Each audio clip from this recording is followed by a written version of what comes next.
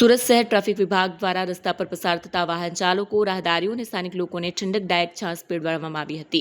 આ પહેલનો ઉદ્દેશ્ય ઝળઝળાતી ગરમીમાં લોકોને રાહત પૂરી પાડવાનો છે. ડીસીપી પન્ના મોમાયાએ પોતે હાજર રહી લોકોને છાશ પીરસી અને તડકા દરમિયાન ઘરમાંથી બહાર નીકળતી વખતે પૂરું પાણી પીવા સાથે ટ્રાફિક નિયમોનું પાલન કરવા અપીલ કરી.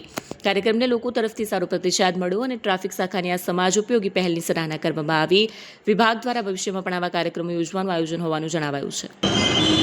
ગરમી અત્યારે ખૂબ વધી ગઈ છે, જેના કારણે સુરત શહેર ટ્રાફિક પોલીસ દ્વારા બપોરના 1 થી 4 સમય દરમિયાન સિગ્નલ બંધ રાખવાનો નિર્ણય લેવામાં આવેલો છે.